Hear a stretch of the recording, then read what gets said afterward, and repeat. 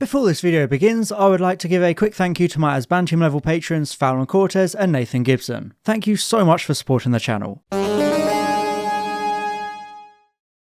Regardless of what you think about her, it's hard to deny that Clara Oswald is a very important character in the Doctor Who universe. One of the most significant companions not only in the modern show, but in the entire history of Doctor Who. One of the main reasons for this is how many echoes she has scattered throughout the timeline of the Doctor, after splintering herself in order to save his life. This means all throughout the Doctor's lives, there are a potentially infinite number of Clara Oswalds in the background affecting events to save the Time Lord each time. But how many actually are there? Both the show and expanded media have touched upon the existence of other echoes, so I thought it would be interesting to talk about every known splinter and explore what we know about them. So beware spoilers for the following stories, and let's begin. I don't believe in ghosts. So let's start with Clara Oswald, the prime Clara we meet in The Bells of St. John. Contrary to the Doctor's beliefs, this Clara is a perfectly ordinary girl, born in Blackpool on the 23rd of November 1986 to Dave and Ellie Oswald. She grows up normally, although her mother possibly died during the 2005 autumn invasion. But on the whole, her life was entirely straightforward and conventional until Missy put her in contact with the Doctor, and well, the rest is history. With Clara travelling in the TARDIS for many years until she died on Trap Street after trying to emulate the Doctor's own recklessness and heroism. Of course, the Doctor broke the laws of time to bring her back, giving her the chance to travel in her own TARDIS with a shielder, until at some point she had to go back to Trap Street and die for good this time, since her death was a fixed point and had to happen. After her death, Testimony took Clara's form to restore the Doctor's memories of her, which is where the story of prime Clara Oswald ends, rather ironically dying by trying to become the Doctor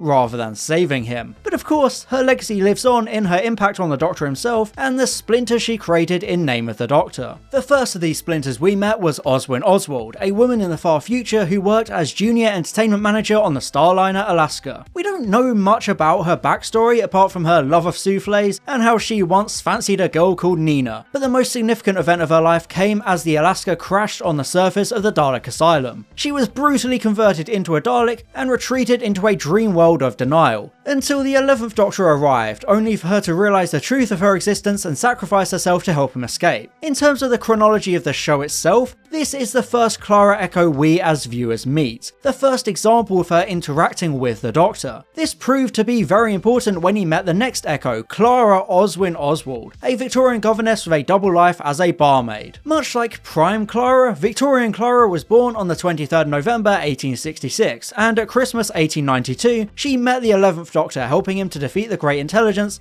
although she died in the process, despite him having offered her the chance to become a companion. This Echo served as a catalyst for the Doctor investigating the mystery of Clara Splinters because he recognised her name on her gravestone.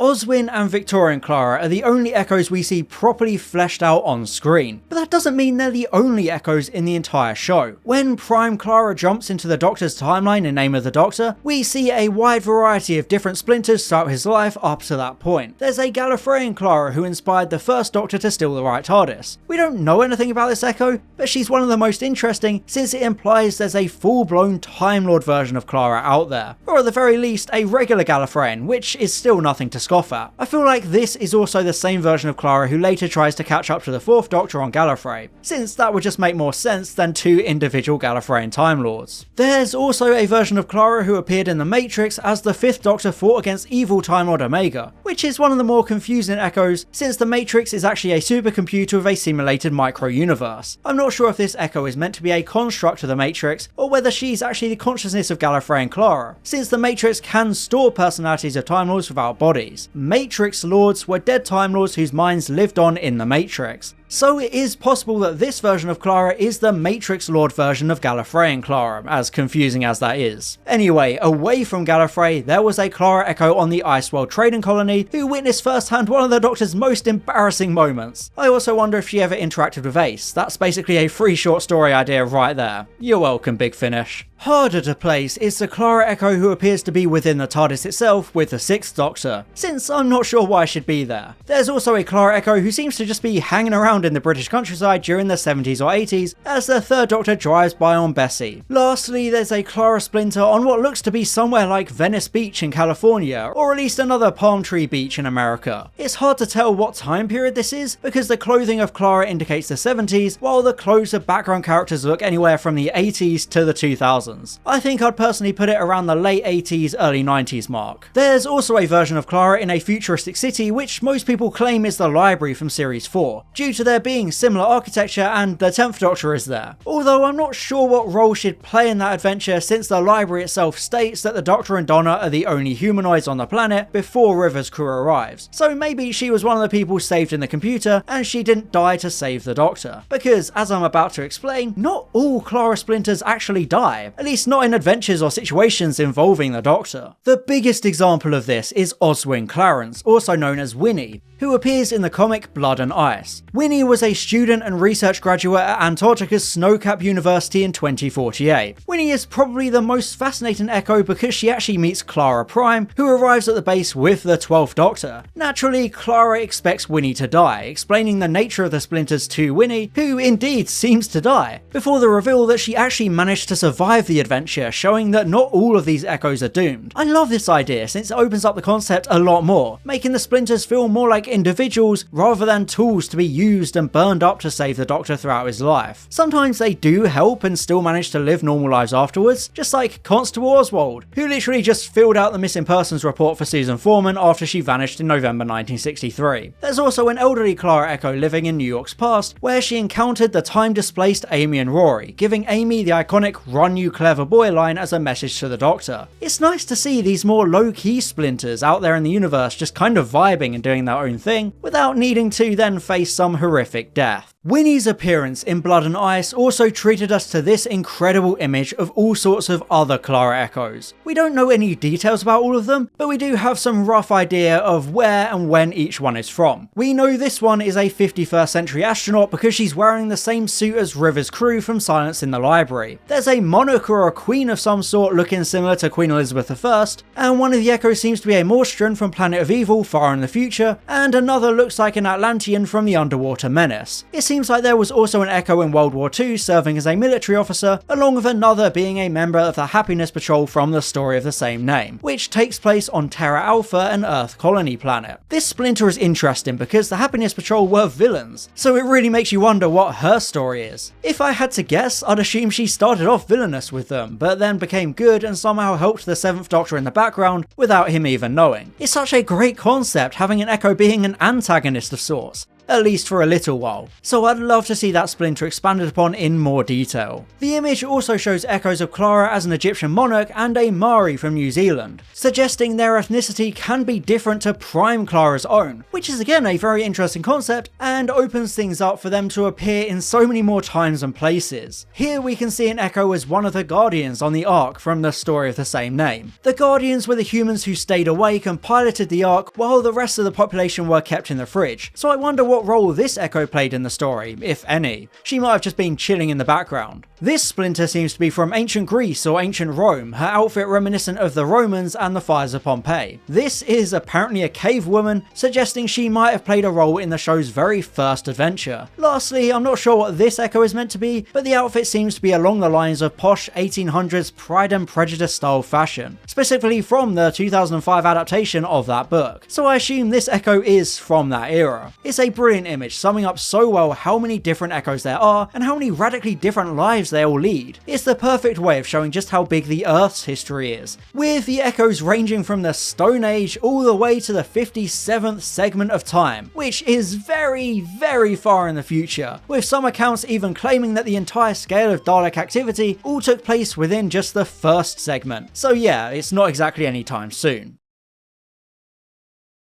So those are all the splinters we actually know about, but there are some other possible splinters who haven't outright been confirmed. Basically, anytime the show has a character with brown hair and a very vague passing resemblance to Clara, fans immediately get their theory crafting hats out and start making links. For example, when Series 13 revealed the character Claire, fans immediately assumed she was a splinter because of her name, and the fact that if you hold up a photo of her from a few meters away and squint really hard, she kind of maybe vaguely looks like Clara. There's a lasting theory that the mysterious woman from the End of Time might also be a Clara Echo, but I don't personally see it since it's so heavily implied to be the Doctor's mother, which was Davis's intention when he wrote the story. The only real possible unconfirmed splinter I can get behind is Alice Watson from the audio The Time Machine. You know, the only time Jenna Coleman has ever actually done a Doctor Who audio, which probably scared her away forever. It's never even really hinted that Alice is even an Echo, especially because the Doctor doesn't say anything about her looking or sounding like Clara, but it is the only audio in the Destiny of the Doctor series without an established companion, which is a weird thing to do if they literally have the current companion actor voicing the story. It was also released only a few months after the reveal of the whole Echo concept, so I just think it would fit nicely to have Alice actually be a Clara splinter.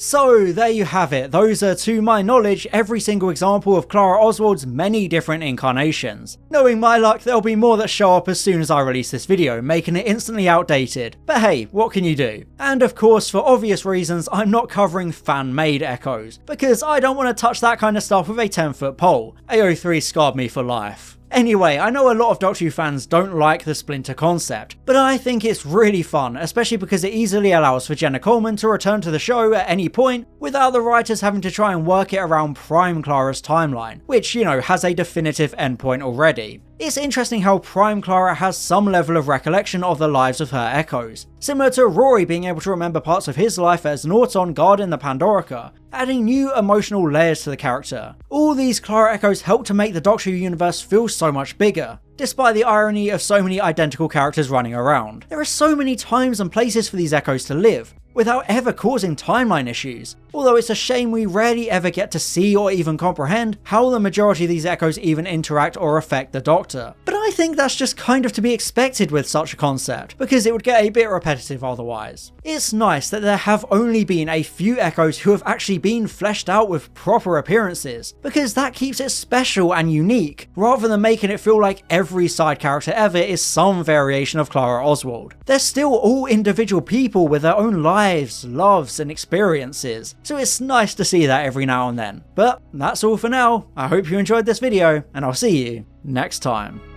And a special thank you to my Bantam level patrons Fallon Cortez and Nathan Gibson, my Platinum level patrons Maximilian Foreman and Nick Skames, and all my Gold level patrons Boots, Calvin, Daniel Shillito, Franzorn aka Line Vortex, Herna Verzog, Robert Hock, and Tom Azar. Thank you so much for your support.